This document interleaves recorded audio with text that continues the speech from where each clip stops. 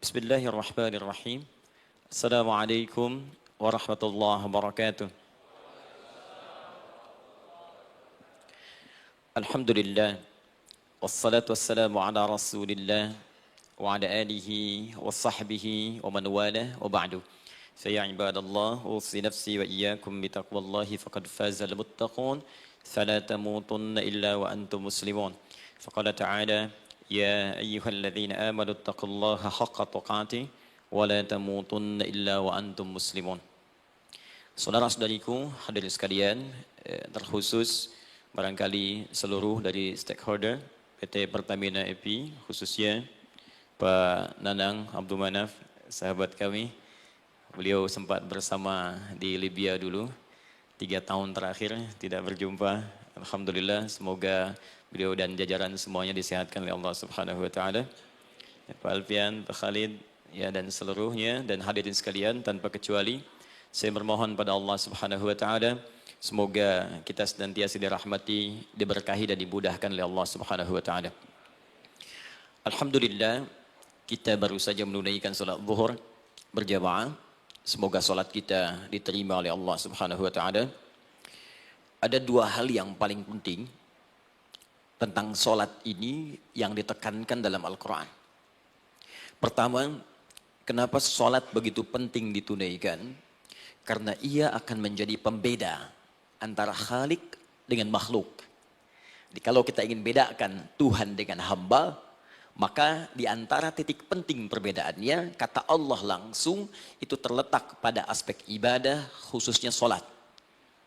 Karena itu ketika Nabi Musa alaihi salam berkenan kemudian langsung diperintahkan oleh Allah sehingga disebut dengan kalimullah yang diajak bicara dan diperkenalkan tentang esensi ketuhanan Allah, maka disebutkan perintah langsung oleh Allah untuk menyembahnya dalam bentuk salat. Al-Quran surah ke-20 Taha ayat ke-14. Kata Allah, innani anallahu la ilaha illa ana fa'budni wa aqimis salata li dzikri. Ya Musa, tidak ada Tuhan, kata Allah, selain saya. Ya, maka jika engkau telah tahu saya Tuhan, bedanya Tuhan dengan makhluk, fa'budni, maka kewajiban engkau sebagai makhluk menyembah saya. Bagaimana caranya ya Allah, kata Musa? Kata Allah, wa aqimis salata, rahmatullah. Wa aqimis salata li dzikri. Maka cara menyembahku itu adalah dengan salat. Karena itu semua nabi dan rasul, bahkan sebelum Nabi Muhammad SAW, diperintahkan oleh Allah untuk mengajak umatnya seluruhnya untuk sholat. Ya, Nabi Isa alaihissalam sholat. Anda buka Quran surah 19 Maryam ayat 31 sampai 33. Nabi Ismail alaihissalam, ya kakeknya Nabi ke-29, sholat. Bahkan meminta keluarganya sholat. Quran surah ke-19 ayat 55. Wa kana ya'muru ahlahu bis salat. Nabi Zakaria, saudaranya Imran, salat. Quran surah ketiga, ya, ayat ke-38 sampai dengan 39. Ayat 39-nya tegas mengatakan, "Fanadathu malaika wa huwa qa'imun yusalli fil mihrab." Jadi kalau kita urutkan dari Nabi Muhammad sallallahu alaihi wasallam sampai Nabi Adam alaihi salam, semua menunaikan salat kepada Allah Subhanahu wa taala. Ya, Muhammad bin Abdullah bin Abdul Muttalib bin Hashim bin Abdul Manaf bin Qusay bin Murrah bin Kilab bin Ka'ab bin Ghalib bin Fihir bin Malik bin Nadar bin Kinana bin Khuzaimah bin Mudrikah bin Ilyas bin Nizar bin Mudar bin Ma'ad bin Adnan bin Addi bin Adri bin Muqawwam bin Nagur bin Tarikh bin Ya'rub bin Yasjub bin Nabit bin Ismail alaihissalam bin Ibrahim alaihissalam bin Azar atau bin Nahur bin Abir bin Kinan bin Arfakhshad bin Sam bin Nuh alaihissalam bin Mihlail Matushala bin Kinan bin Anwas bin Thith bin Adam alaihissalam. Dari Nabi Muhammad SAW sampai Nabi Adam semua salat. Coba ulangi. Nanti dalil singkatnya dari Quran surah keempat ayat 163, paling kiri sebelah atas di mushaf. Inna auhayna ilaika kama auhayna ila Nuhin wan nabiyyin min ba'di. Muhammad, apa yang kami telah wahyukan kepadamu sudah pernah pula kami sampaikan kepada Nuh alaihissalam dan nabi-nabi setelahnya. Kenapa tidak disebutkan Adam sebelumnya? Karena Adam itu nabi bukan rasul. Nabi diberikan risalah untuk pribadi dan kalangan dekatnya, rasul diberikan risalah tugas untuk mengajak umat. Kenapa Nabi Adam bukan rasul? Karena zaman Nabi Adam belum ada umat. Siapa yang mau diajak? Ya? Ini bagian pertama. Jadi kalau kita hari ini masih mendapat kesempatan sholat, alhamdulillah, ini artinya sampai hari ini kita masih benar-benar manusia. Kan kalau ada orang yang kemudian tidak mau beribadah apalagi sholat, terkhusus ketika dia beriman, maka penting dipertanyakan, masihkah ada iman dalam dirinya? Karena itu kata Allah dalam Al-Quran, surah ke-8 ayat yang kedua, aku akan perdengarkan namaku, sehingga ketika disebutkan itu, kita bisa menguji adakah getaran iman dalam jiwa kita. Quran surah 8 Al-Anfal ayat kedua. Innamal mu'minuna alladzina idza dzukirallahu wajilat qulubuhum. Sungguh orang yang masih punya iman itu, kalau diperdengarkan nama Allah kepadanya, akan ada getaran dalam jiwanya. Karena itu setiap hari 5 kali diperdengarkan nama Allah. Untuk menguji di jiwa kita masih ada iman tidak? Bahkan dari bangun tidur, bayangkan waktunya dibagi sempurna persis. Dari mulai subuh baru bangun, menjelang ke siang, mau berakhir siang ke sore, sore pindah ke maghrib, hilang kemudian muncul gelap malam. 5 kali persis dibagi waktu. Diperdengarkan untuk menguji, kira-kira setelah subuh siang masih ada nggak iman? Sore masih ada nggak? Ya Allahu Akbar, Allahu Akbar. Karena itu kalau iman masih ada melekat di jiwa kita, demi Allah saya katakan, begitu kita mendengar suara azan, pasti hati kita akan mengatakan, Allahu Akbar, Allahu Akbar. Wih, sudah azannya. Pernah begitu? Ya, walaupun mungkin setelah selesai, La ilaha illallah, baru azan, belum qomat. Ya, itu normal, gak apa-apa. Yang penting iman masih ada. Nah, ini menunjukkan ada getaran dalam jiwa. Satu itu. Yang kedua, ini yang jarang dimanfaatkan teman-teman. Jadi seringkali sholat dimaknai pada ibadah formal bagian pertama saja. Adapun yang keduanya, ini yang jarang digali. Padahal sekali saja dalam sehari, itu 5 kali Allah menunggu kita. Ternyata sholat itu satu-satunya wasilah ibadah yang disebutkan dalam Al-Quran untuk langsung memohonkan semua kebutuhan yang kita rasakan. Bahkan sebelum kita diminta sholat, itu kalimat pertamanya bukan ibadahnya. Kata Allah, kau punya masalah apa? Sedang butuh apa? Sedang punya problem apa? Buka Quran surah kedua Al-Baqarah ayat ke-45 sampai 46. Paling kanan pertengahan di usap. Wasta'inu bis-sabri was-salah. Perhatikan kalimatnya, indah sekali. Ya Allah menempatkan salatnya bagian kedua. Kata Allah, wasta'inu, hei hambaku, jika kalian punya persoalan dalam kehidupan, maka perhatikan kalimatnya baik-baik, wasta'inu, mintakan solusinya kepadaku. Jadi kalau sedang punya masalah, bukan bikin status, gak akan selesai. Sedang eksplorasi minyak, gak keluar-keluar, bikin status. Duh, susah sekali yang ngebornya. Gak akan selesai. Jalan macet, bikin status. Jakarta macet, ya gak akan selesai. Ya, apa yang harus dilakukan? Kata Allah, jika anda beriman kepadaku, yakin denganku, maka wasta'inu, punya persoalan, minta kepada Allah. Caranya bagaimana? Satu, bis-sabri, terima dulu masalah itu, jangan dikeluhkan. Kaidah lain muncul, karena mustahil saya akan titipkan persoalan kalau tidak anda mampu mengatasinya. Kaidah Quran surah kedua ayat 286, kita hafal ayatnya.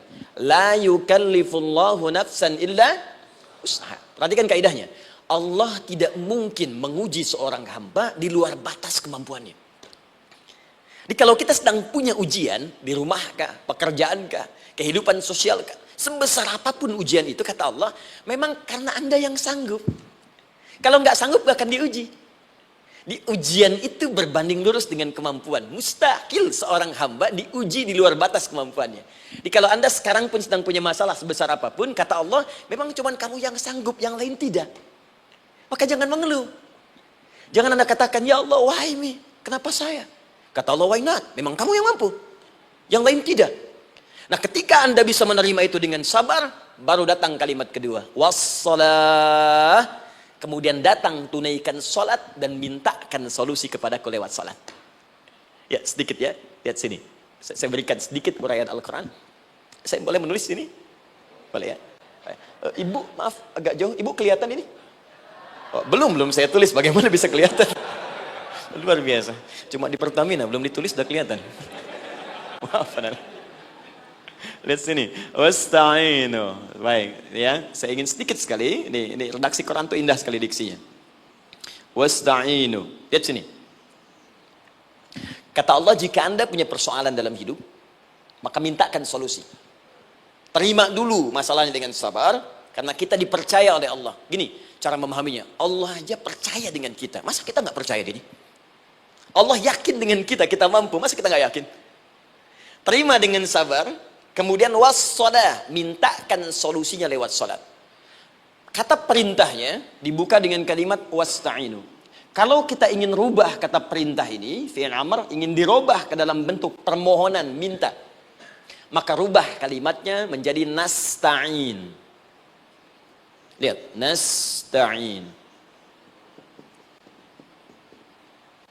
Baik. Wasta'inu, kata Allah, kalian punya persoalan, ayo minta solusi padaku. Terus kita pengen minta, ya Allah, kami ingin minta. Maka dalam bahasa Arab, kalau kita ingin merubah kalimat ini ke dalam bentuk permintaan, kita katakan nasta'in.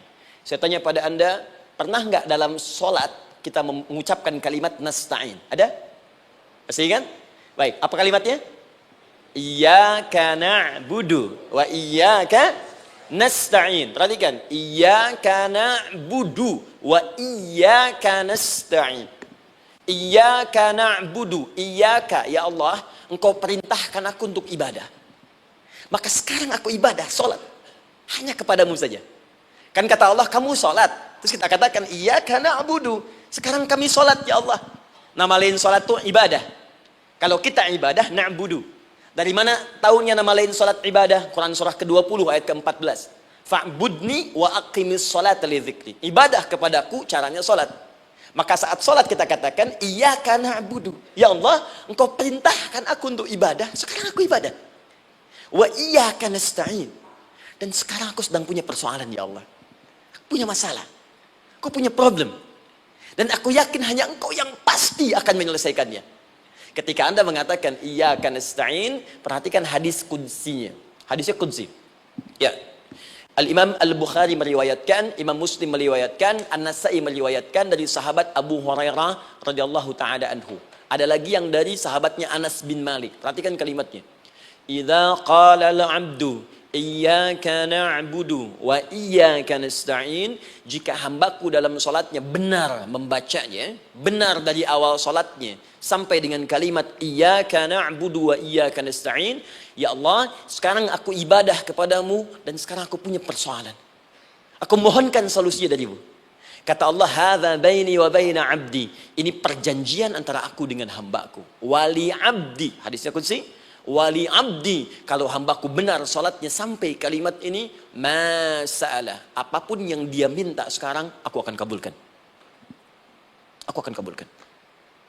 Pertanyaan saya, berapa di antara kita yang sholat sampai detik ini ribuan kali ruku dan sujud yang memanfaatkan momentum ini untuk memohon?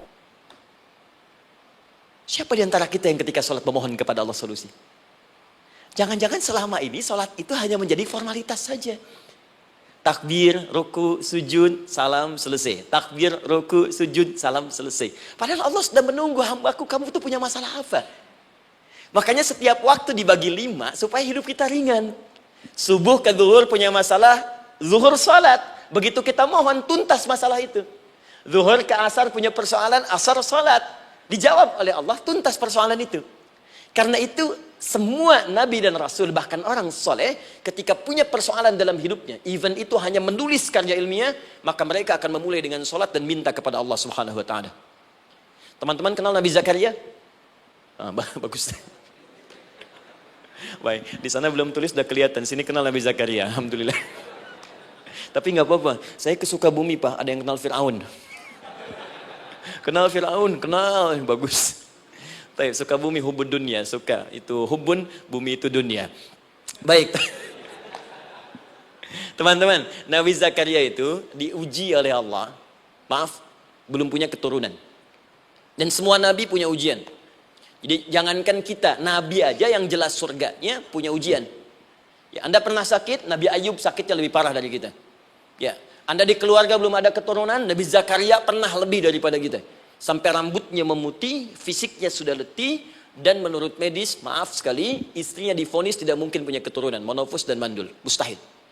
Secara klinis, gak mungkin. Secara medis, tidak mungkin. Maka Allah tunjukkan satu isyarat yang sangat luar biasa. Jika Anda mendapati situasi, makhluk mengatakan ini mustahil dan sudah angkat tangan, ini tanda pertama dari Allah, langsung tinggalkan pendapat manusia, langsung memohon kepada Allah. Maka turunlah beritanya di Quran surah ketiga Ali Imran ayat 38 sampai 39. Paling kanan sebelah atas di mushaf. Sekarang perhatikan kalimatnya, saya mau sambungkan dengan Al-Fatihah tadi. Hunalika da'a Zakaria rabbah. Di mihrabnya Nabi Zakaria salat bermohon kepada Allah. Qala rabbi habli min ladunka dzurriyyatan thayyibah. Kemudian ia berdoa, Rabbi habli, ya Allah yang maha memberi tanpa batas. Ini adab pertama, kalau teman-teman mau berdoa, sebut nama Allah sesuai dengan hajat kebutuhan kita. Itu yang disebut dengan Al-Asma'ul Husna. Di Asma'ul Husna itu bukan nama-nama indah yang sekedar dihafal, bukan. Tapi nama yang diberikan oleh Allah sesuai dengan kebutuhan hidup kita. Dalilnya Quran surah ke-17 ayat 110.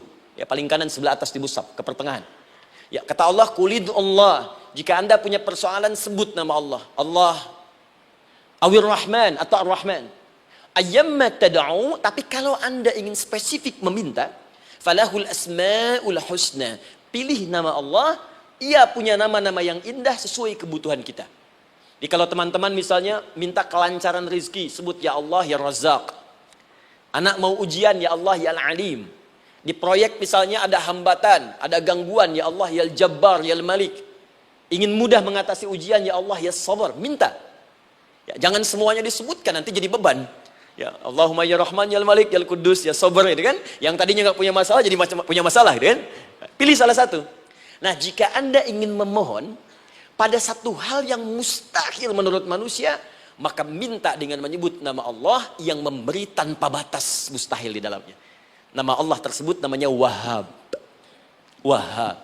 Ya Allah, ya Wahhab. Al-Wahhab. Kalau kita rubah dalam bentuk permintaan, maka singkat kalimatnya dengan hab. Hab. Untuk sendiri habli, untuk banyakkan hablana. Rabbana hablana min azwajina wa dzurriyyatina qurrata a'yun. Nabi Zakaria minta karena sendiri yang mengalami situasi itu, maka beliau katakan, Rabbi habli, ya Allah habli min ladunka, ya Allah yang tak punya batas dalam pemberian. Mereka mengatakan aku tak akan punya keturunan. Mereka mengatakan mustahil aku punya anak. Dan aku yakin kau memberi batas tanpa memberikan pemberian tanpa batas. Aku mohon darimu saja. Darimu saja. Dzurriyyatan thayyibah, keturunan-keturunan terbaik. Innaka sami'ud du'a. Engkau pasti mendengar doa saya.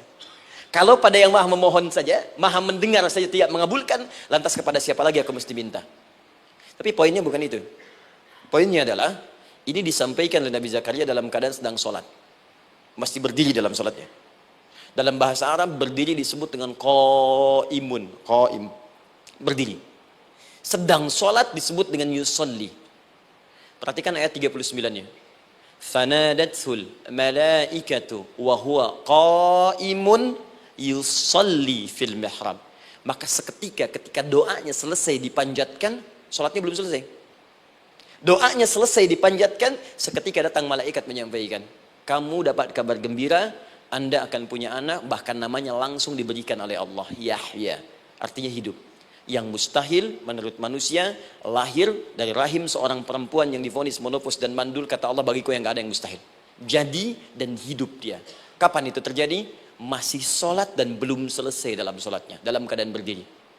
Sekarang saya tanya Anda, kita membaca iyyaka na'budu wa iyyaka nasta'in dalam keadaan ruku atau sujud? Sujud, berdiri. Berdiri teman-teman. Betul kan? Dalam keadaan berdiri saat baca Al-Fatihah.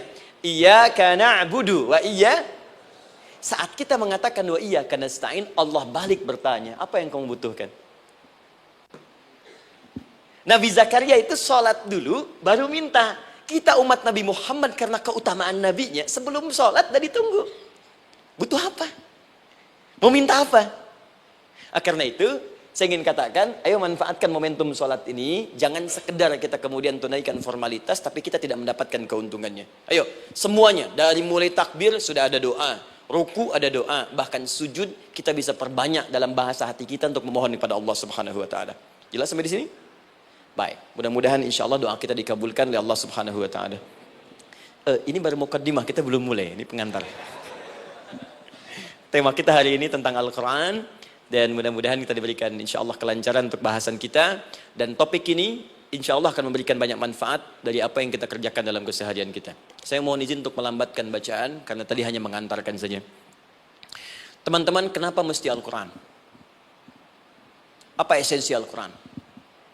Dan kenapa Al-Quran diwahyukan pada Nabi Muhammad SAW? Apakah khusus untuk sekedar dibaca? Atau ada satu nilai yang sangat penting yang justru itu mengandung nilai mukjizat yang paling dalam dari Al-Quran? Yuk kita mulai dengan Al-Quran surah kedua Al-Baqarah ayat ke-38. Paling kanan sebelah atas. Disambungkan dengan Quran surah kedua ayat 185. Paling kiri pertengahan di mushaf. Quran surah kedua ayat 38 dengan Quran surah kedua ayat 185. Saya mulai dari kisah Nabi Adam. Saya pelan-pelan. Nabi Adam saat diciptakan oleh Allah, kemudian diberikan informasi bahwa beliau akan bertugas di bumi, beraktivitas di bumi. Disampaikan di Quran surah kedua ayat 30, paling kiri sebelah atas. Wa idh qala rabbuka lil malaikati inni ja'ilun fil ardi khalifah. Kata Allah, dan pelajari, ingat ketika kami menyampaikan pada para malaikat, kami akan menugaskan satu makhluk manusia namanya Adam di bumi tugasnya, untuk menjalani hidup di bumi. Nah, secara singkat, setelah Nabi Adam turun ke bumi di awal masa bersama Sayyidah Hawa ya alaihi wassalam, maka ternyata bersamaan dengan turunnya Adam dan Hawa ke bumi itu, mereka berdua dibekali petunjuk. Yang dengan petunjuk itu, ini yang dahsyat. Allah jamin semua aktivitas hidupnya, dari mulai yang sederhana sampai yang kompleks, pasti jika diikuti petunjuk ini, dia akan senang menjalaninya dan akan tenang mendapatkan hasilnya. Ya, perhatikan kalimatnya. Quran surah kedua ayat 38. Fokus. Qul nahbitu minha jami'a. Kata Allah, sekarang tiba saatnya. Adam, Hawa, turun kalian ke bumi. Kalau setan kita tinggalkan aja ya. Ini kita bahas Adam dulu. Turun kalian semua ke bumi. Fa imma ya'tiyannakum minni huda. Maka nanti sejak kalian tiba di bumi itu, aku akan turunkan satu petunjuk disebut dengan hudan namanya. Hudan. Fokus. Faman tabi'a hudaya, maka jika Anda dan keturunanmu mengikuti semua detil di petunjuk ini, fala khaufun 'alaihim wala hum yahzanun, maka aku pastikan engkau dan seluruh keturunanmu akan menjalani hidup di muka bumi dengan tenang dan senang. Fala khauf, khauf itu gelisah, takut. Lawan dari takut apa? Tenang. Lawan dari gelisah, tenang. Kata Allah, jika Anda mengikuti tuntunan hidup yang ini, maka saya jamin semua hidupmu tenang. Walahum yahzanun, dan saya pastikan selama hidup di muka bumi itu, kalian tidak akan pernah bersedih. Senang. Lawan sedih, itu senang. Jadi ternyata, kita itu diminta tugas di bumi itu, bukan untuk dipersulit. Jadi kalau ada yang hidup sampai saat ini sedih, deh. Di rumah tangga sedih, di kantor nggak tenang, pasti di antara poinnya, bukan nggak mampu senang, tapi boleh jadi yang hidup ini tidak membaca petunjuk kehidupannya. Anda kerja di perusahaan, teman-teman ada yang di Pertamina, ada yang di yang lain. Kalau Anda nggak ikuti petunjuk, kan pekerjaan tidak akan berlangsung dengan nyaman, kan? Kalau Anda nggak ikuti aturannya, bagaimana bisa mengerjakan petunjuk itu dengan nyaman?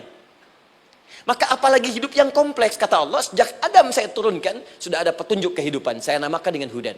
Anda ikuti petunjuk ini, maka langsung jaminan dari Allah, semua yang Anda jalani dalam hidup, pasti saya jamin senang dan tenang. Petunjuk ini disebut apa? Hudan. Nah, agak cepat. Di setiap masa, Nabi Adam selesai hidupnya, generasi kemudian berkembang, datang lagi Nabi Nuh, sampai ke Nabi Muhammad SAW.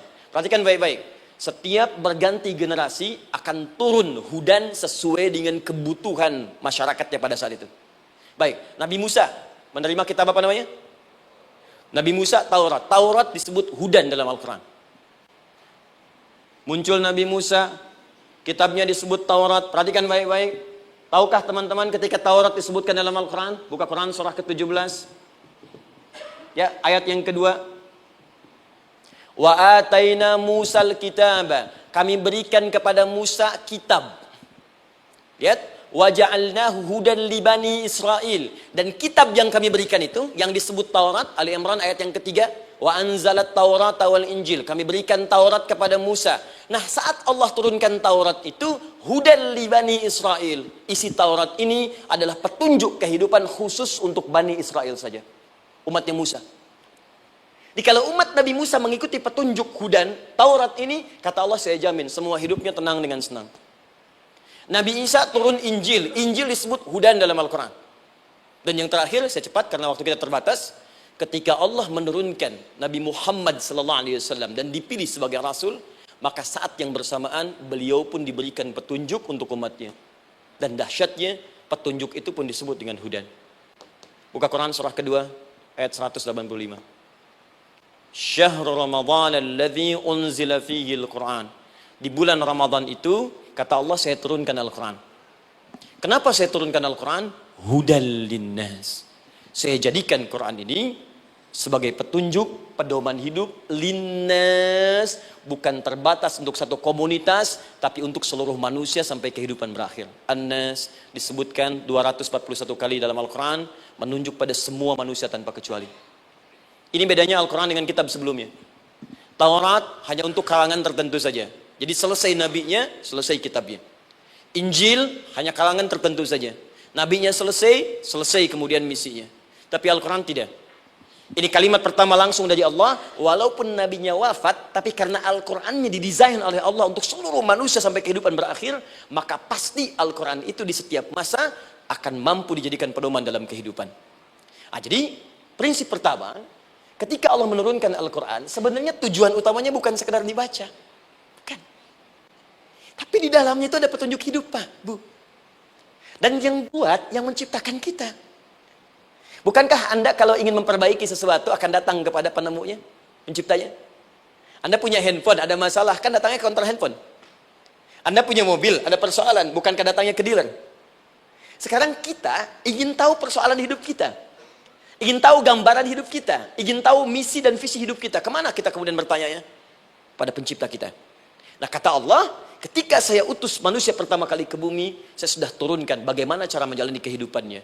Dan ternyata berita baiknya untuk kita diberikan oleh Allah satu petunjuk utuh, langsung disebutkan, isinya disebut dengan Al-Quran. Jadi dari Al-Fatihah sampai dengan An-Nas, dia bukan bacaan biasa. Semua di dalamnya ada petunjuk kehidupan kita dari mulai bahkan dalam kandungan sampai kita wafat kepada Allah Subhanahu wa taala. Kalau diikuti petunjuk ini, langsung turun jaminan dari Allah. Hidup kita pasti akan tenang dan nyaman. Saya bacakan cepat ya.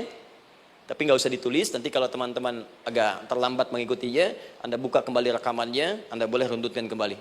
Saya baca cepat saja, dan ini insya Allah Anda hanya akan temukan dalam Al-Quran. Nanti saya berikan rahasia di akhir sebelum kita akhiri. Yuk, 1. Anda silahkan bandingkan dengan buku manapun, referensi manapun, Anda hanya akan temukan dalam Al-Quran.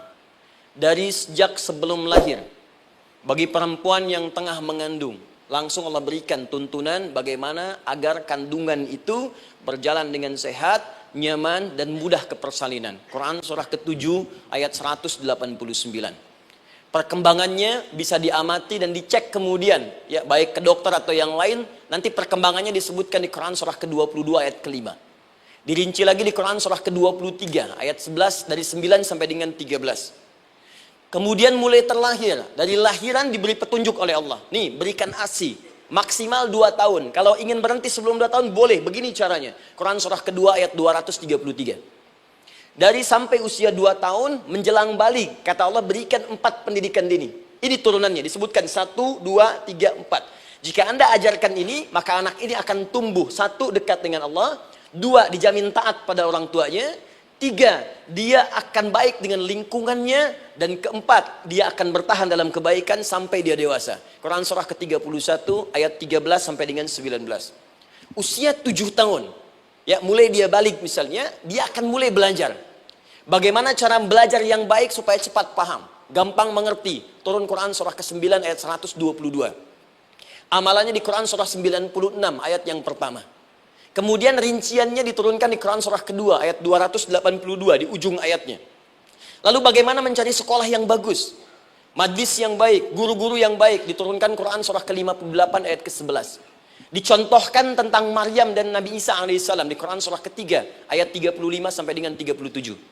Naik lagi, dia mulai dewasa, ya, mulai bergaul, bahkan kadang-kadang merantau, punya tempat komunitas berbeda.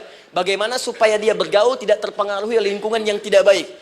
Maaf ya, kadang-kadang ibu yang sudah mengandung, melahirkan, ayah mencari nafkah, tiba-tiba anak pergi bahkan ke kampus, ke sekolah, dapat teman yang gak bagus, pulang-pulang mengecewakan Anda.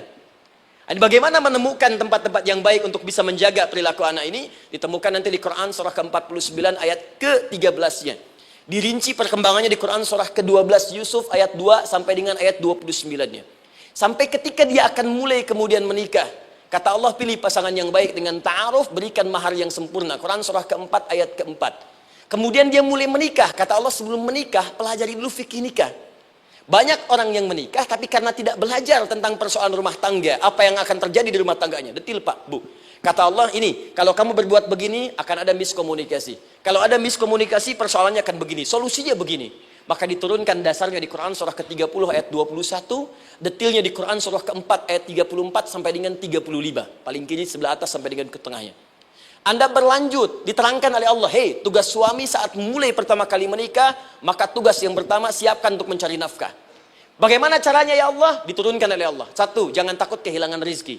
Jangan pernah mencuri, jangan pernah ngambil punya orang, karena punya kamu akan saya berikan sempurna. Kamu ngambil punya orang, maka kamu akan menyulitkan diri sendiri. Itu akan dikembalikan pada yang berhak.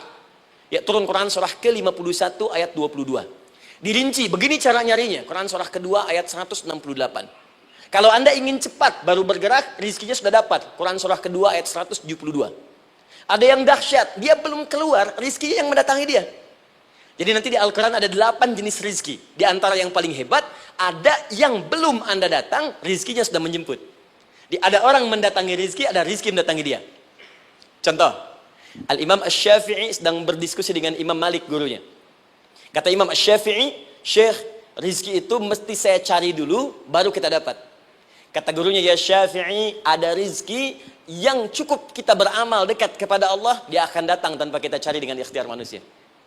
Kata Syafi'i, mustahil. Kata Quran kan kita kerja dulu, baru datang. Kata Imam Malik, gurunya, kamu yang belum sampai. Kita amalkan ini, rizki datang.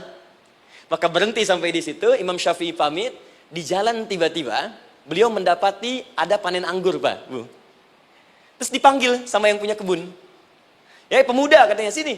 Mau bantu nggak? Kalau kamu bantu, kami berikan anggurnya. Maka beliau bantu, panen, petik. Sampai setelah selesai diberikan anggur yang besar-besar, hanum. Senyum, senang beliau. Ternyata senangnya bukan karena dapat anggur. Senangnya karena merasa pendapatnya benar. Kalau saya nggak bantu panen ini, nggak akan dapat saya anggur. Cuma karena saya bantu, saya diberi ini. Maka rasa senangnya inilah dibawa kemudian kepada gurunya, ingin laporan. Tapi perhatikan adabnya. Dia tidak mengatakan, guru, nih saya benar. Kalau saya nggak ikut panen, nggak dapat saya ini.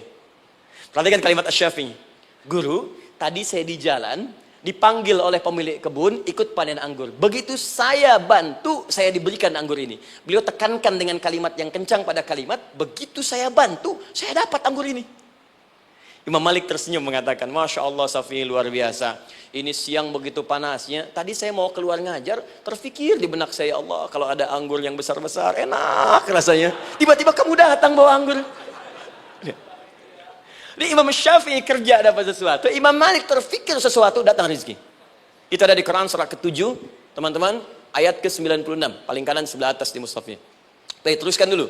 Ya, Anda dalam mencari kerja, ingat, kalau Allah yang sampaikan pasti terjadi. Jangan dikira mudah. Kata Allah akan ada persaingan, akan ada kadang-kadang singgungan, akan ada tantangan, maka mulai petakan tantangan apa yang akan Anda lalui saat Anda mulai mencari nafkah itu. Maka turun Quran surah kedua ayat 214, paling kanan sebelah bawah. Am hasibtum an tadkhulul jannata. Hei, apa kamu mudah begitu saja mengira akan sukses dalam pekerjaanmu? Bahkan bisa diartikan surga, ingin masuk surga. Walamma ya'tikum mathalul ladzina khalau min qablikum. Sebelum engkau diuji seperti orang sukses dulu pernah sukses. Lihat mereka. Enggak ada orang sukses yang instan. Cuman balikan telapak tangan dapat, tidak. Kata Allah, lihat orang-orang dulu. Lihat orang-orang hebat dulu, bagaimana mereka bisa kaya, bisa sukses, bisa punya posisi. Masat umul ba'sa, petakan olehmu tantangan apa yang akan dihadapi saat engkau bekerja itu. Satu, kata Allah ba'sun, ada yang ringan. Ya, ba's. Ba'sa, jama' dari kata ba'sun. Dua, dara. Ini sudah menengah, jama' dari kata durun. Tiga, zilzal. Ini yang paling tinggi puncaknya. Jadi kalau Anda sudah mendapatkan ini, yakinlah. Berarti Anda akan mendapatkan posisi yang tinggi. Karena mustahil orang besar diuji dengan ujian yang kecil. Zilzal. Ini bagian ketiga. Ba'sa, ba'sun. Mulai. Kira-kira tantangan-tantangan ringan apa saja yang akan Anda hadapi? Ya, kalau saya contohkan misalnya dengan contoh yang lain singkat. Anda mau ke masjid, ingin konsisten, mulai hijrah, ingin dekat dengan Allah. Tiba-tiba yang tadinya nggak mau ke masjid, mulai ke masjid, diuji dengan hujan. Hujan kecil, rintik-rintik, shower. Begitu hujan, orang Arab mengatakan kalau hujannya bisa lewat tanpa payung pun, orang Arab mengatakan la ba'sa. La ba'sa ini ringan. Orang kita sambungin, labas. Dari bahasa Arab, lewat. Nah, jadi kalau Anda mau berangkat nih, siap bekerja, siap hadapi tantangan. Baru mau lewat hujan kecil, berarti itu tantangan kecil kita lewati. Macet, petakan, cari jalan yang kemudian sempurna, jalan yang kosong, buka Google-nya, buka Waze-nya, buka map-nya, cari. Jadi kalau pada yang kecil aja belum kita lewati, bagaimana mendapatkan yang besar? Anda mau ke masjid, dikasih hujan kecil, mau berangkat gak jadi. Papa, kenapa gak jadi? Hujan mah, kan ada payung, takut riak. Tuh. Setelah itu darwa. Maaf, tantangan fisik. Kadang-kadang mulai ke fisik. Mulai mengganggu. Ya. Maaf, dirincikan kemudian oleh Al-Quran. Turun Quran surah ke-21. Ayat 87 sampai 88. Kisah Nabi Yunus alaihissalam. Yunus beraktivitas, bekerja. Bukan berarti nggak ada tantangan. Kadang-kadang dibawa, kadang-kadang diusir. Kadang-kadang Anda dapat misalnya proyek. Kadang-kadang sudah mulai, masukkan tender. Tiba-tiba gagal, diserobot orang. Kadang-kadang orang yang dapat, Anda yang ngajukan, itu biasa. Kata Allah itu biasa, bukan cuma Anda, yang lain pun ada. Bukankah Allah ajarkan kisah Sayyidah Hajar alaihissalam dengan Ismail? Bukankah bolak-balik naik Safa Marwah, kadang di atas, kadang di bawah, kadang lihat peluang, sampai Marwah ternyata bukan air. Terkadang Anda yang bekerja, tim yang lain yang mendapatkan, karena kerja keras Anda, bisa jadi terjadi. Bukankah yang kerja keras Hajar, yang dapat Ismail? Mungkin Anda yang konsep, yang dapat minyaknya orang lain. Mungkin Anda yang kerja, kan yang suksesnya teman Anda, gak ada masalah. Dan itu kemudian akan bermanfaat bagi Anda. Tidak mungkin, setiap keringat yang keluar dari diri kita, mustahil, kecuali akan melahirkan manfaat yang kembali pada diri kita. Tantangan. Tapi yang paling dahsyat, ini yang gak ditemukan. Di sebagian referensi yang kita baca. Ketika Allah menjelaskan semua tahapan-tahapan tantangan ini, sampai ke puncaknya zilzal. Zilzal itu kalau bahasa sekarang gempa. Ada ujian yang menggoncang hati kita. Ketika Anda kerjakan, ya Allah, tantangannya dahsyat. Kenapa mesti saya, ya Allah? Kau nggak selesai-selesai, ya Allah. Itu wajar, teman-teman. Itu biasa. Kata Allah, orang dulu saja mengatakan, mata nasrullah, kapan ini selesai? Berbahagialah kalau teman-teman sudah mendapatkan tantangan puncak yang paling tinggi ini. Ini artinya, Allah sedang mempersiapkan Anda menjadi orang besar di kemudian hari. Dan cara mengatasinya, diturunkan Quran, surah ketiga, ayat 142. Paling kiri sebelah atas. Perhatikan dahsyatnya. Yang pertama diterangkan tantangannya, yang kedua dijelaskan cara mengatasinya. Saya mau berhenti sampai di titik ini, nanti saya terangkan cara berinteraksi dengan Al-Quran. Ya, perhatikan baik-baik. Kata Allah, jika kelak engkau sudah bisa memetakan tantangan ini, maka siapkan solusi untuk mengatasinya. Ayatnya dibuka dengan kalimat yang sama persis. Saya pernah sampaikan teori ini di dua perusahaan besar di Indonesia. Yang pertama, ada salah satu perusahaan, karena ini direkam saya nggak sebutkan perusahaannya, perusahaan otomotif besar, sedang turun gratis, kemudian juga ada inflasi yang tinggi. Terus saya terangkan teori Quran. Dia praktekkan berhasil, Pak. Padahal saat itu saya presentasi di depan non-muslim. Non-muslim. Sales-salesnya se-Indonesia dikumpulkan, saya bedah tentang ini. Dan mereka berhasil. Sampai sekarang naik lagi. Yang kedua sama, ini direkturnya juga non-muslim. Tapi nggak apa-apa, kita diskusi. Dan mau mendengar teori ini. Dan praktekkan, naik. Ya, dulu di satu perusahaan minyak juga. Sedang turun, karyawan semua dikumpulkan. Lalu kita bahas tentang ini, kita terangkan. Yang ini yang paling menarik dari Al-Quran. Kalimatnya sama persis. Quran surah ketiga, ayat 142. Am hasibtum an tadkhulul jannata. Apa Anda duga akan begitu mudah mendapatkan kesuksesan dalam hidup. Tolong fokus baik-baik. Jangan selalu mengartikan jannah dengan surga. Karena asal kata jannah itu artinya kesuksesan, kebahagiaan yang belum tampak. Surga, kenapa disebut dengan jannah? Karena itu puncak kebahagiaan kita yang belum nampak sekarang. Saya kasih rahasia ya. Ini antara kita saja nih.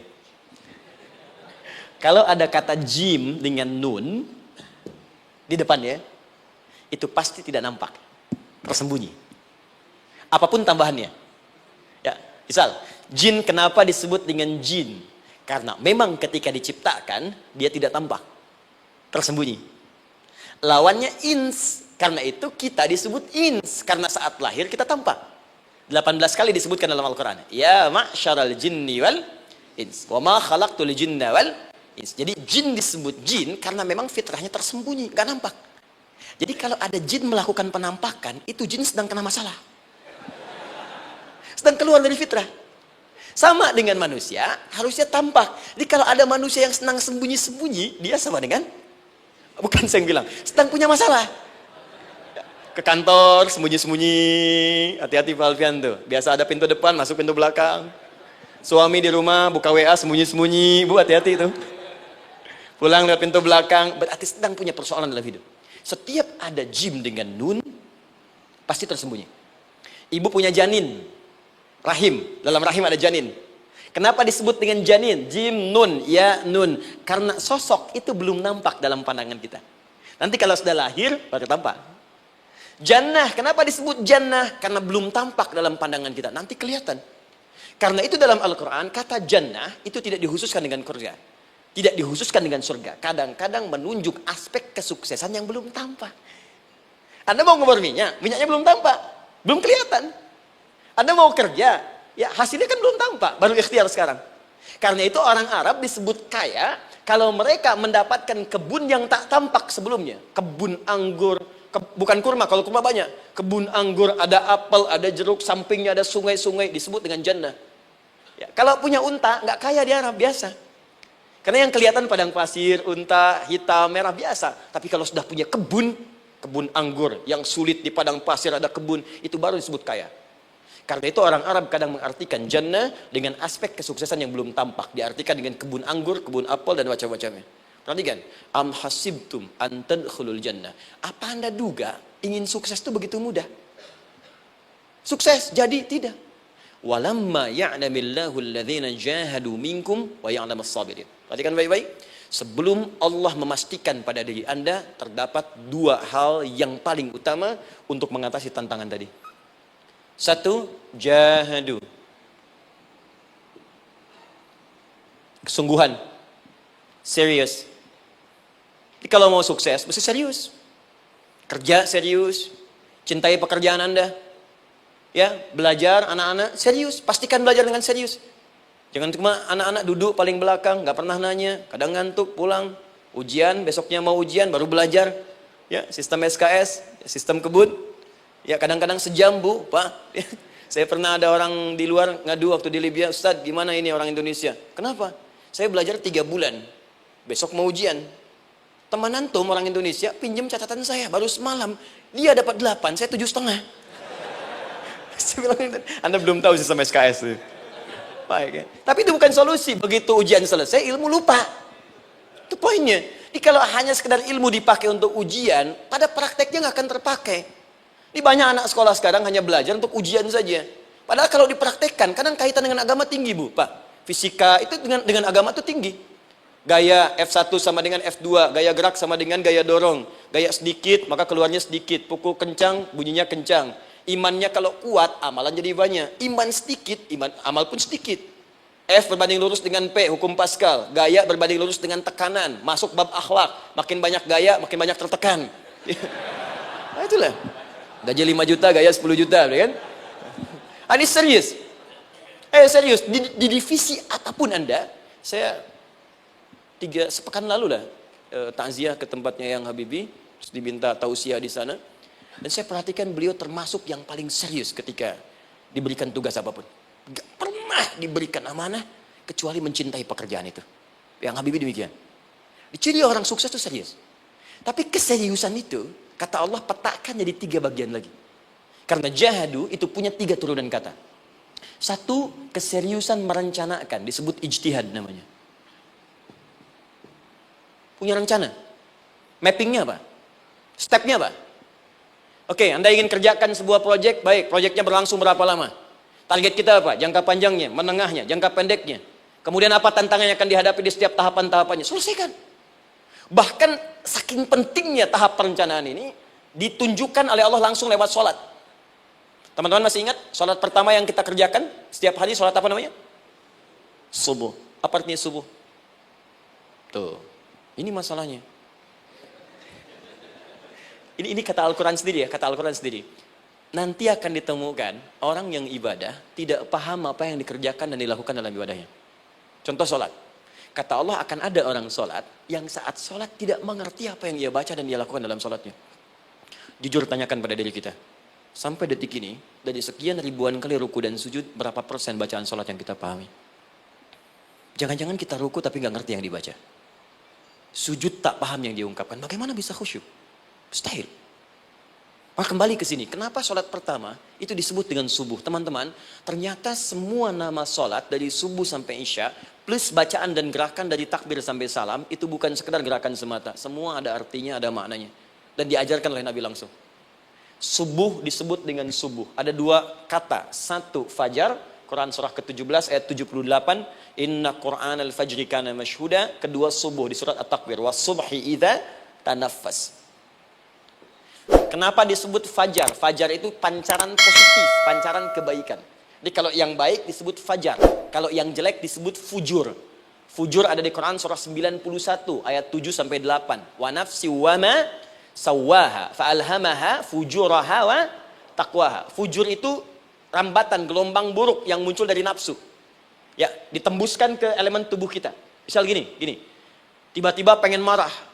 Ya, di tubuh kita mengatakan melotot, maka ini ada pancaran di hati kita nyambung kemudian ke mata. Ini rambatan dari sini ke mata disebut fujur namanya.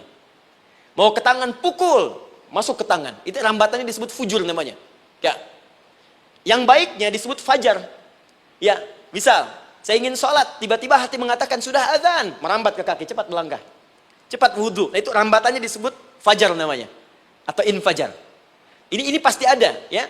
Fujur nama lainnya nafsu. Disebutkan 115 kali dalam Al-Quran. Takwa, rambatan fajar, sumbernya takwa. Disebutkan 115 kali dalam Al-Quran. Di jiwa kita ada takwa, ada nafsu. Takwa yang dorong malaikat, disebutkan 88 kali dalam Al-Quran. Nafsu yang dorong setan, disebutkan sama 88 kali.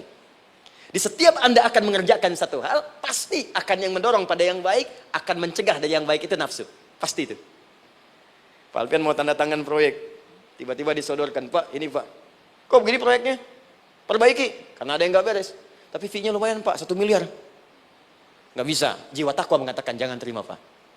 Bapak mengatakan, maaf, ini jari tahiyat. Gak akan pernah dipakai maksiat. Perbaiki. Datang lagi. Ini Pak. Kok sama? Fee-nya diperbaiki Pak, 100 miliar. Nafsunya mulai berkata, terima. Takwanya bilang, jangan. Akhirnya beliau katakan, tangan tahiyat gak akan pernah dipakai maksiat. Tapi tunggu, saya istighfar dulu.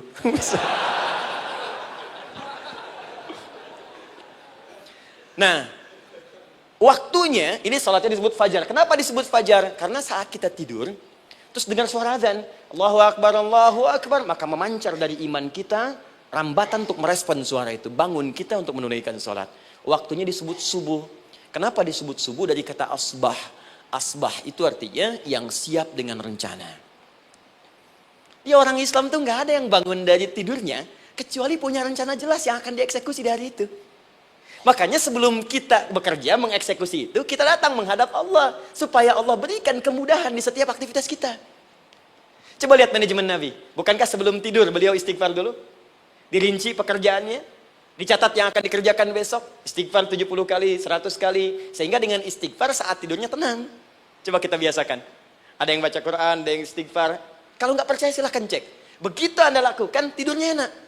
Besoknya rencana itu sudah siap. Makanya ketika bangun, siap jam 7 mau kemana, jam 8 ada di mana, jam 12 kerjakan apa. Sebelum mengerjakan itu, datang kepada Allah, sujud, ya Allah, saya punya rencana ini tolong mudahkan. Begitu caranya. Itu Itu yang disebut dengan subuh. Nah, sekarang kembalikan peta hidup kita mau seperti apa ke depan. Ijtihad. Yang kedua, kalau sudah jelas konsepnya, visinya sudah ada, maka jihad. Yang kedua jihad. Jihad itu eksekusinya, aksinya, actionnya, perjuangan fisiknya. Rencananya apa? Tahajud malam nanti. Bismillah. Jam berapa? 2:30. Baik, yuk kita mulai rencanakan. Eksekusi rencananya. Bagaimana cara kita bangun 2:30? Pasang alarm. Jam berapa alarm dipasang? 3 kali. Pertama 1:30, kedua 2 kurang 1/4, ketiga jam 2 lewat 1/4. Baik. Alarm pertama untuk mematikan alarm kedua. Alarm kedua matikan alarm ketiga. Ketiga siap-siap. Baik. Siap bangun. Jihad. Ini penting ya, jihad itu jangan dipersempit maknanya kepada situasi peperangan saja, tidak. Banyak jihad itu luas sekali medannya. Karena jihad itu perjuangan fisik. Dan maaf sekali, dalam konteks perang pun bukan menyerang orang. Tapi membela diri saat diserang. Di Islam itu bukan agama ekspansi. Cek di sejarah, nggak ada Islam menyerang. Yang ada itu membela diri saat diserang. Atau saat orang lain dizalimi dan kita diminta untuk terlibat, kita membantu. Ini bukan dalam konteks sekarang yang banyak dibincangkan. Tembak orang, bom orang, nyerang orang. Bukan. Itu waktu kejadian bom Tamrin itu pertama, saya di Lampung posisinya. Itu begitu meledak, tuar. Pertanyaan pertama Pak di Majelis Taklim, Ustadz, apakah bom di Jalan Tamrin termasuk jihad fisabilillah? Saya bilang, Pak, sependek pengetahuan saya, jihad fisabilillah itu jihad di jalan Allah, bukan di Jalan Tamrin. Kaidahnya beda. Nah, misal mencari nafkah itu jihad. Cari nafkah jihad. Quran surah keempat ayat 34, paling kiri sebelah atas. Tugas pertama ketika menikah kata Allah, ar-rijalu qawwamuna 'alan nisa. Setiap lelaki itu diminta oleh Allah untuk mengatur bagian rumah tangganya. Jadi pemimpin di rumah tangganya. Ya bima faddalallahu ba'dahum 'ala ba'din, karena diberikan kemampuan untuk memimpin. Di pemimpin itu ada di suami. Dan ciri khas pemimpin, Bu, biasanya ciri khas pemimpin apa, Bu? Bukan tegas, bukan. Ciri khas pemimpin itu tidak mau dipimpin. Makanya kalau ada sesuatu, masukkan lewat usulan, jangan beri saran. Kalau saran susah, itu pemimpin. Baik, tapi yang paling luar biasa kata Allah, perhatikan kalimatnya indah sekali. Wa bima anfaqu min amwalihim. Saya berikan tugas untuk mencari nafkah. Ketika seorang lelaki bertugas mencari nafkah, ingat ya, konteks apapun, kalau perempuan nanti bekerja bukan nafkah poinnya. Bisa hobi, ya, bisa aktivitas, tapi nafkah kalau sudah menikah itu ada pada suami. Perempuan tidak. Kalaupun tidak dilarang perempuan bekerja, tidak. Sayyidah Aisyah mengajar, ada yang para sahabiah jadi perawat, ya, ada yang pengajar. Banyak dulu sahabat Nabi yang perempuan mengajar. Ya, kan ada pelajaran-pelajaran khusus perempuan. Ya, ada bagian perawat, ada dokter. Ini kan yang ngandung perempuan, masa yang periksa laki-laki? Ya, ada bagian perempuan tertentu. Itu silahkan bekerja boleh, tapi nafkah laki-laki. Begitu lelaki meniatkan pekerjaannya karena Allah untuk mencari nafkah, itu setiap langkahnya jihad fisabilillah. Wafat, syahid. Maaf ya, apakah selama Anda bekerja sudah diniatkan ibadah? Jangan-jangan cuma kerja aja. Kalau cuma kerja, apa bedanya Anda dengan yang belum beriman? Anda wafat juga. Kerja di gedung yang sama, berangkat menemukan kemacetan yang sama. Apa bedanya iman kita dengan yang lain? Satu, kita pasti wafat, pasti pulang. Dan kita nggak bisa pilih, ya nggak bisa pilih. Antum bisa duluan, saya belakangan mungkin. Atau ditukar, saya belakangan, Anda duluan mungkin. Atau memang saya bisa duluan, ya duluan menyolati Anda. Oke, paham ya? Jadi ibu di rumah jihad, Bu, pada anak, perawat, mengandung itu sudah jihad. Jadi kalau wafat dalam proses saya melahirkan atau sedang mengandung itu syahid. Itu jelas nggak ada perbedaan pendapat. Anak-anak yang sekolah niatkan ibadah, Bu, Pak. Mohon maaf ya, mesti ada bedanya. Iman kita di rumah mesti itu terpancar kepada anak-anak. Ajarkan mereka sekolah yang baik. Pilih sekolah yang mengajarkan sholat, mengajarkan baca Quran. Sekarang banyak kok. Fisikanya bagus, Qurannya bagus, kimianya bagus, sholatnya juga bagus. Cari, kalau bisa dunianya bagus, akhirat bagus, kenapa hanya pilih dunia saja? Siapkan, itu jihad. Terakhir, tidak mudah mengeksekusi ini, pasti ada tantangan yang ketiga, namanya mujahadah. Mujahadah. Tantangan mengatasi gejolak jiwa. Kadang-kadang malas, capek, ya belum eksekusi dilakukan, sudah berdebat pada yang tidak penting, sehingga tidak menghasilkan kesimpulan. ragu-ragu, khawatir, maka atasi semua itu. Turun Quran surah kedua ayat 216. Kutiba alaikumul qitalu wa huwa kurhul lakum. Kalau engkau sedang tidak nyaman, maka perangi ketidaknyamanan itu jika engkau ingin mendapatkan kesuksesan yang telah engkau cita-citakan. Asa an takrahu syai'an fa huwa khairul lakum. Boleh jadi apa yang engkau tidak rasakan sekarang, engkau rasakan gak enak, gak nyaman, di balik itu Allah sedang siapkan sesuatu yang lebih baik untukmu. Wa asa an tuhibbu syai'an fa huwa syarrul lakum. Mungkin yang engkau harap-harap sekarang boleh jadi itu belum baik untukmu sekarang. Allahu ya'lamu wa antum la ta'lamun, karena Allah lebih tahu masa depan, engkau pikiranmu pendek sampai di sini saja. Maka teman-teman sekalian, kembalikan lagi, tidak pernah Anda akan temukan dalam Al-Qur'an kecuali bimbingan hidup yang semuanya nyata. Silahkan cek. Itu baru pekerjaan. Belum ibu di rumah, ibu capek merawat anak, kadang mengeluh, kadang nangis. Turun Quran surah ke-17 ayat 23. Kadang-kadang ada beda pendapat dengan suami, Quran surah ke-4 ayat 34 sampai 35. Masalah kondangan saja, Pak, bisa beda pendapat. Ya. Ya, Pak, kan ada family gathering malam, Mama pakai baju apa ya? Hijau apa yang biru? Masya Allah, kata Anda biru bagus, Mah. Kata Mama kayaknya hijau deh, Pak. Tuh. Nanya tapi udah punya jawaban. Ya, bagus kalau dipakai, begitu keluar kuning. Naik lagi, Anda udah 40 tahun, anak masih ada, turun Quran surah ke-46 ayat 15. Kemudian naik lagi sampai Anda sepuh, sampai kembali ke keadaan tidak normal seperti anak-anak lagi, Quran surah ke-22 ayat ke-5. Sampai ada amalan, kalau Anda jangan kira Anda akan hidup selamanya, Anda pasti wafat. Quran surah ke-3 ayat 185. Bahkan diajarkan kalau wafatnya ingin enak, begini caranya. Pelajari Pak, jangan cuma dunia, kita akan meninggal. Ini ada di Quran, kalau pengen meninggalnya enak, begini caranya. Ya kalau nggak percaya silahkan amalkan, nanti kita akan lihat di akhir. Ya. Betul, akan kelihatan. Quran surah ke-89 ayat 27 sampai 30. Kalau kalian nggak pelajari ini, silahkan kata Allah, saya berikan yang ini yang kedua sambil dipukulin malaikat. Quran surah ke-8 ayat ke-50. Sampai di alam kubur dijelaskan, kalau nanti Anda wafat, Anda pindah ke alam kubur, kalau ingin di kuburnya terang, nyaman, banyak rezekinya, lakukan amalan Quran surah ketiga ayat 169 sampai 172. Tapi kalau Anda abai, Anda akan seperti Firaun dulu. Setiap pagi sampai petang ditampakkan neraka. Quran surah ke-40 teman-teman sekalian disampaikan oleh Allah langsung ya, dari ayat 45 sampai 46 ya. Sampai terjadi kiamat disampaikan Quran surah ke-75. Sampai dihisab, ada yang masuk surga tanpa hisab, Quran surah kedua ayat 25. Ada yang masuk neraka tanpa hisab. Ada. Kan yang kita tahu surga aja, masuk neraka tanpa hisab ada. Quran surah 18 ayat 99 sampai dengan 100.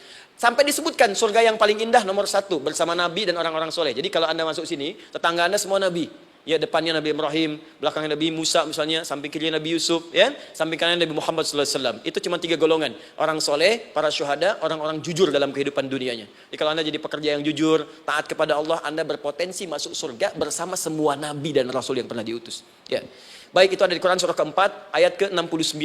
Ada yang kedua di taman surga, Quran surah ke-51 ayat 15 sampai dengan 18. Ada yang surga seluas langit dan bumi, Quran surah ketiga ayat 133 sampai 134. Ada yang neraka yang biasa, ya, sebiasa-biasa nerakanya kebakar juga. Quran surah 4 ayat 56. Tingkat paling tinggi neraka jahanam untuk 2 golongan, munafik, ingat, munafik dan kafir. Jadi kalau Anda pun muslim, jauhi perbuatan munafik. Karena munafik akan mengantarkan langsung ke dalam neraka jahanam. Quran surah keempat ayat 140. Mana yang tidak ada? Mana yang nggak ada di Quran? Semua ada. Bisnis ada, ya, birokrasi ada, diplomasi ada, mengajar ada, ilmu ada. Karena itu saya mau tutup, jika kita ingin benar mengeluarkan petunjuk ini, seperti orang dulu pernah melakukannya, maka kata Allah melalui lisan Rasulullah, turun Quran surah ke-29 ayat ke-45. Satu ini aja kita kerjakan, insya Allah ini akan beda kita rasakan. Utslu ma uhya ilaika minal kitab. Jika kalian kemudian hidup di muka bumi, maka keluarkanlah bimbingan dari Al-Quran sesuai dengan kebutuhan kita secara tematik. Utslu itu dari kata tilawah. Tilawah itu baca, pahami, amalkan. Karena itu setiap kita baca Al-Quran, di sampingnya pasti ada yang menerjemahkan supaya kita paham. Betul kan? Ketika ada yang baca Al-Quran, di sampingnya ada siapa? Ya, sari tilawah kan? Baik, sari tilawah itu bahasa Indonesia. Ya, sari, sebetulnya tilawah saja. Tapi mungkin saat yang menerjemahkan dulu pertama di Indonesia, namanya Bu Sari. Karena itu disebut sari tilawah. Ya, kalau Adi mungkin ada tilawah gitu kan? Nah, jadi teman-teman, caranya begini. Anda keluarkan sesuai kebutuhan. Enggak semua ayat Quran mesti kita kaji. Kalau mau dari awal dari akhir, bagus. Kalau baca silahkan. Hatamkan, Nabi juga hatamkan. Tapi kalau Anda ingin ambil sesuai passion kita. Anda pebisnis, kenapa nggak mengeluarkan ayat bisnis di Quran? Teman-teman yang diperminyakan, keluarkan ayat-ayatnya ada. Quran surah At-Tur, surah 52 itu, keluarkan. Ya, wal bahrul masjur, Dan jika Anda akan melakukan eksplorasi di laut, carilah laut yang punya nih kualifikasi begini. Yang di bawahnya ada endapan tanah yang melahirkan api, kata Allah tuh. Itu potensial ada minyaknya. Kalau yang kerja di batu bara, turun Quran surah Fatir, surah 35 ayat 27 sampai 29. Ini jenisnya. Ada yang kelihatan dari jauh, ada yang harus digali, ada yang kelihatan dari jauhnya kelihatan hijau, ada kelihatan menghitam. Disebutkan langsung. Ada. Kenapa nggak Anda turunkan dalam bentuk-bentuk tematik yang itu bagian kita? Ada yang pokok, ada yang spesifik. Yang pokok tentang sholat, karena semua orang sholat. Tentang ayah. Anda jadi ayah berapa tahun? Kenapa nggak dikeluarkan di Quran ayat-ayat tentang ayah? Kenapa nggak dikeluarkan di Quran ayat-ayat tentang ibu? Jangan jauh-jauh dulu bicaranya. Tentang belajar. Nah, nanti eksekusinya, kalau mau cepat, buka kitabnya Al-Imam Al-Bukhari. Ada kitab hadis, saya akhiri, yang dikarang oleh Al-Imam Al-Bukhari dan sangat populer. Apa nama kitabnya? Kalau hafal saya kasih hadiah. Apa kitab Imam Al-Bukhari yang populer? Ya.